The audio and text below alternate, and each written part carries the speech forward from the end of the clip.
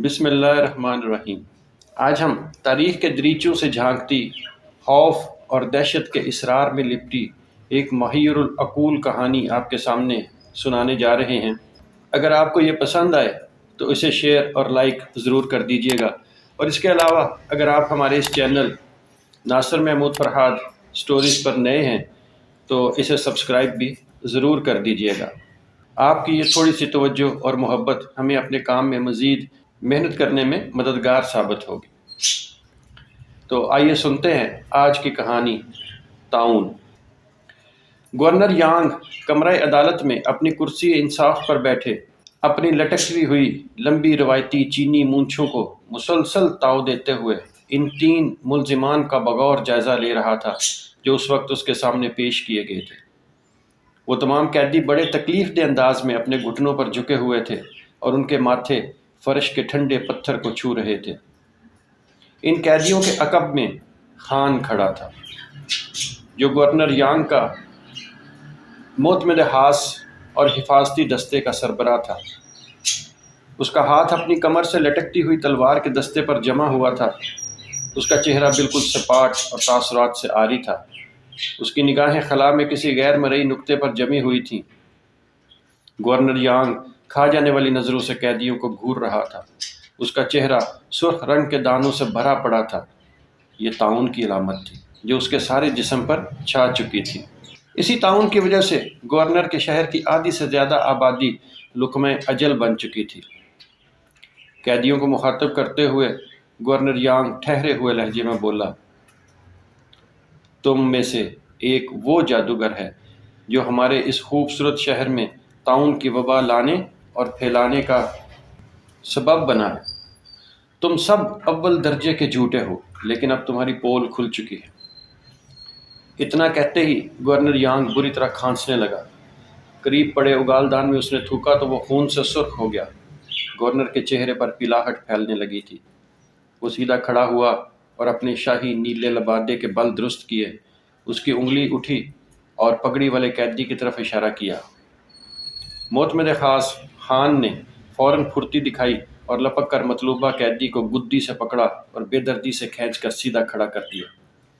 Governor کی آنکھوں میں عجیب سی چمک آ گئی۔ اس کی پلکیں تیزی سے حرکت کرنے لگی۔ پگڑی والا قیدی لہیم شہیم مضبوط جسم والا وجیح عرب تھا۔ اس کو دیکھتے ہی گورنر کی آنکھوں کی پتلیاں عجیب انداز میں متحرک ہو گئی تھی۔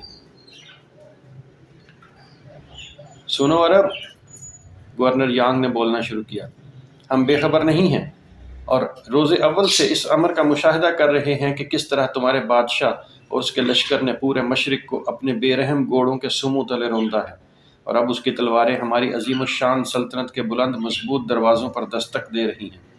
ہم چاہیں تو تمہیں واپس تمہارے ریگ زاروں میں دھکیل دیں۔ ہماری رگوں میں بھی خانہ بدوشوں کا خون ہے، لیکن ہمارے شہنشاہ نے فیصلہ کیا ہے کہ وہ تمہارے لشکر کے مقابلے پر نہیں آئے گا۔ تمہارا شہنشاہ یقیناً ایک عقل مند شخص ہے، عرب نے طنزیہ مسکراہٹ کے ساتھ جواب دیا۔ بکواس بند کرو، خان نے برہنگیختہ ہو کر عرب کے چہرے پر بائیں ہاتھ کا گھونسا جما دیا۔ ادب سے نام لو، شہنشاہ کی شان میں گستاخی برداشت نہیں کی جائے گی۔ تم چاہو تو مجھے مار سکتے ہو، ہم موت سے نہیں ڈرتے، بلکہ شہادت ہمارے عظیم مقصد کے حصول میں معاون ثابت ہوتی ہے، عرب بولا۔ خان نے ایک بار پھر طیش میں آ کر عرب کے سر کو اپنے گھونسے کا نشانہ بنانا چاہا، لیکن گورنر کے اشارے پر وہ رک گیا اور اس کا مکہ ہوا میں لہرا کر رہ گیا۔ چینی تاجر ہمیشہ عربوں کے تجارتی شراکت دار رہے ہیں اور مشترکہ منافع میں حصہ دار بھی، لیکن تمہارے بادشاہ نے مشترکہ معاشی مفادات کو فوجی مفادات پر ترجیح دی ہے، گورنر اسے دیکھتے ہوئے بولنے لگا۔ عرب نے سر اٹھا کر گورنر یانگ کو قہر آلود نگاہوں سے گھورا۔ بادشاہ کو اپنا مقصد حاصل کرنے کے لیے اس قسم کے گھٹیا ساحرانہ ہتھ گنڈے استعمال کرنے کی ضرورت نہیں ہے جیسا کہ تم سمجھتے ہو۔ گورنر یانگ طنزیہ انداز میں مسکرایا اور اس نے عرب سے توجہ ہٹا کر دوسرے قیدی کی طرف اشارہ کیا۔ تو خان نے بے رحمانہ انداز میں اس قیدی کی پسلیوں میں اپنے پاؤں کی زوردار ٹھوکر دے ماری۔ یہ ایک بوڑھی عورت تھی۔ ٹھوکر لگتے ہی وہ بری طرح بلبلا اٹھی۔ اس نے اپنا چہرہ اوپر اٹھایا جو بے شمار جھریوں سے بھرا پڑا تھا۔ اس بوڑھی عورت کا نام پو تھا۔ اس کی پشت بڑھاپے کے باعث کبڑی ہو چکی تھی اور اس سے سیدھا کھڑا ہونا ناممکن تھا۔ اور تم بڑھیا؟ گورنر نے تھوڑا سا آگے جھک کر بوڑھی عورت کو غور سے دیکھا، پھر اپنے لبادے کی آستین میں سے ایک مڑا توڑا کاغذ نکالا اور اسے پڑھتے ہوئے بولنے لگا، کوتوالے شہر نے تمہارے خلاف مکمل ثبوت بھی بھیجا ہے کہ کیسے تم نے ہمارے عظیم شہنشاہ کے خلاف بغاوت کا حلف لیا ہے، اور یہ بھی کہ تم کالے جادو کی زبردست ماہر ہو۔ اسی جادو کی مدد سے تم نے ہمارے اس شہر میں طاعون کی وبا پھیلائی ہے۔ یہ مجھ پر سراسر الزام ہے میرے آقا۔ بڑھیا کا لہجہ حیرت انگیز طور پر نرم اور پرسکون تھا۔ میری لڑائی صرف شہنشاہ کے خلاف ہے، جس کی بے انصافی اور ظلم نے میرے جوان بچے کو بے رحمی سے مجھ سے چھین لیا۔ ایک لمحے کے لیے گورنر یانگ کچھ نہ بولا اور صرف بوڑھیا کو گھورتا رہا۔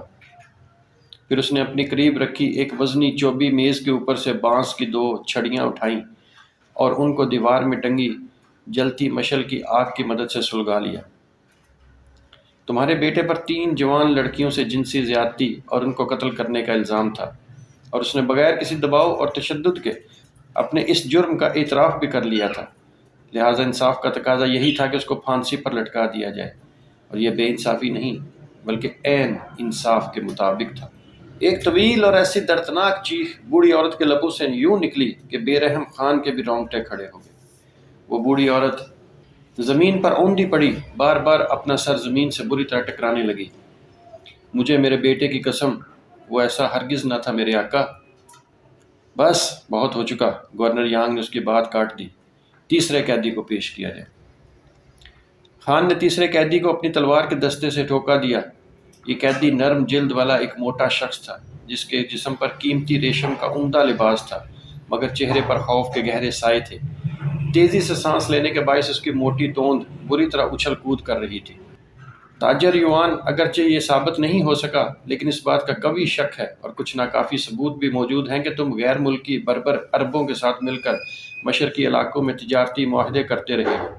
حالانکہ تم جانتے ہو کہ اس طرح کے معاہدوں پر شہنشاہ کی طرف سے پابندی ہے اور اس عمل کی سزا صرف موت ہے، یعنی تم نے تجارتی معاہدہ نہیں بلکہ موت کا معاہدہ کیا ہے۔ گورنر یانگ نے بے رحم لہجے میں فرد جرم سنائی۔ نہیں میرے آقا، نہیں۔ تاجر یوانگ کی موٹی توند جیلی کی طرح مچل رہی تھی۔ شہنشاہ بہت مہربان اور رحم دل ہے، میں کبھی اس کے ساتھ بے وفائی اور دغا بازی کا سوچ بھی نہیں سکتا۔ رحم میرے آقا، رحم۔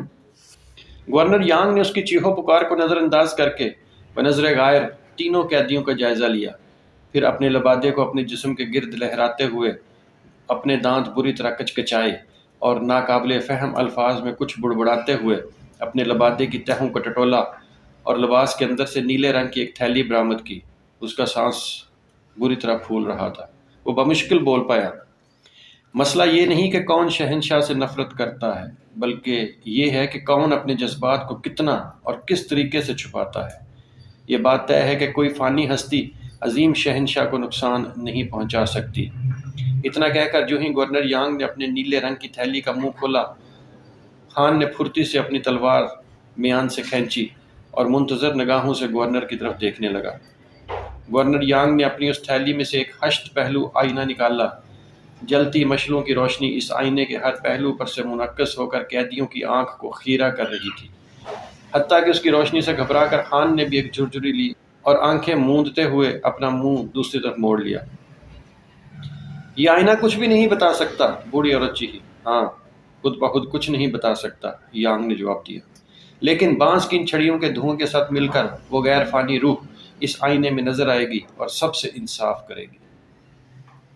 قیدی اپنی سانس روکے گھٹنوں کے بل سے گرے ہوئے تھے، ان کے جوڑ بری طرح دکھ رہے تھے اور وہ ٹکٹکی باندھے اس معطر دھوئیں کو دیکھ رہے تھے جو بانس کی چھڑیوں سے اٹھ کر ہشت پہلو آئینے کے گرد رقص کرتا ان کی طرف بڑھ رہا تھا۔ گورنر کو اپنی بیماری بھی بھول چکی تھی اور وہ آئینے کو مسلسل گھورے جا رہا تھا۔ آخر اس کے طاعون زدہ چہرے پر مسکراہٹ ابھری۔ اس نے نظریں اٹھا کر قیدیوں کی طرف دیکھا اور خان کو مخاطب کرتے ہوئے اس نے ایک قیدی کی طرف انگلی سے اشارہ کیا۔ تم۔ گورنر کے چہرے پر شیطانی مسکراہٹ تھی۔ خان کی بے رحم تلوار بجلی کے کوندے کی طرح لپکی اور پل بھر میں عرب کے چوڑے شانے اس کے سر کے بوجھ سے آزاد ہو گئے اور اس کا سر اس کی پگڑی سمیت لڑکتا ہوا دور جا گرا۔ باقی قیدیوں کے خلق سے گھٹی گھٹی چیخیں بلند ہوئیں۔ ان کے چہروں پر خوف اور اطمینان کی ملی جلی کیفیت تھی۔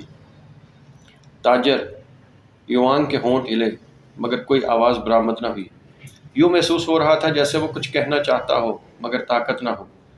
آخر پوری قوت مجتمع کر کے وہ گڑ گڑایا، میرے متعلق کیا حکم ہے میرے آقا؟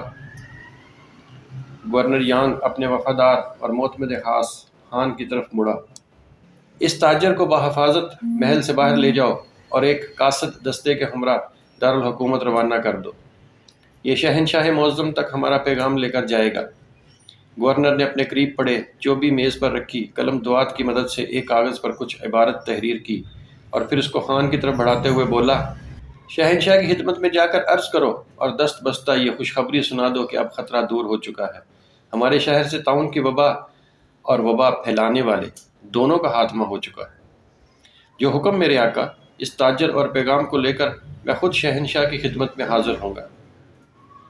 خان نے جھک کر اپنے سینے پر ہاتھ رکھا اور تعظیم دیتا ہوا الٹے پاؤں پیچھے ہٹا۔ اس کے ساتھ تاجر یوانگ بھی تھا۔ جب وہ دونوں باہر نکل گئے تو ہال کا بلند وزنی چوبی دروازہ ایک جھٹکے سے زوردار آواز بلند کرتا ہوا خود بخود بند ہو گیا۔ کمرے میں اب کوئی نہ تھا۔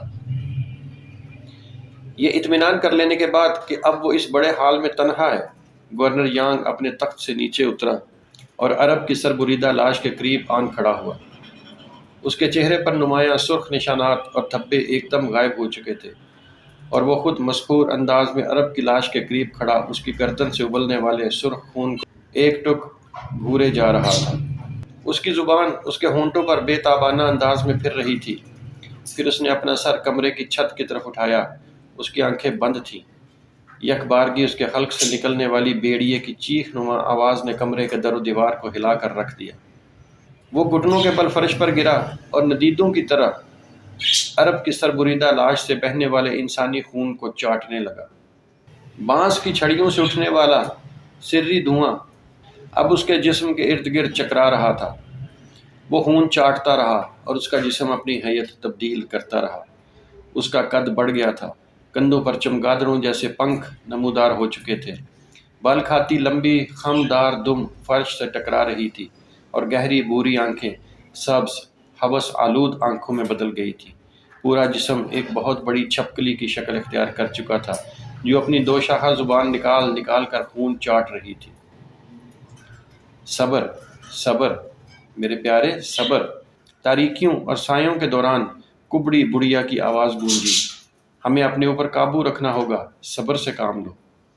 بوڑھی ساحرہ شیطانی مسکراہٹ ہونٹوں پر سجائے ایک لمبے چوڑے ستون کے عقب سے برآمد ہوئی، جہاں عرب کی گردن کٹتے ہی وہ بدک کر چھپ گئی تھی۔ باہر آ کر وہ خون پینے والی اس شیطانی مخلوق کی کمر کو پیار سے سہلانے لگی اور اس کے کان کھینچتے ہوئے سرگوشی کے انداز میں بولی، بہت خوب، تم نے گورنر کے بھیس میں اپنا کام بہت اچھی طرح مکمل کیا ہے۔ خان اپنے ساتھ پیغام لے کر نہیں بلکہ طاعون کی بیماری اور جراثیم لے کر گیا ہے جو وہ دارالحکومت پہنچا دے گا۔ اب براہ راست خود شہنشاہ اس آفت کا نشانہ بنے گا۔ مجھے مارنا اتنا آسان نہیں ہے، میرا انتقام پورا ہو کر رہے گا۔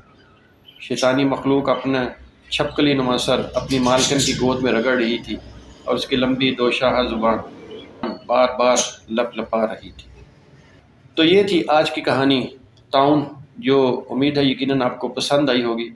اب اگلی ویڈیو میں ایسی ہی ایک اور دلچسپ کہانی کے ساتھ آپ سے ملاقات ہوگی۔ اس وقت تک اللہ حافظ۔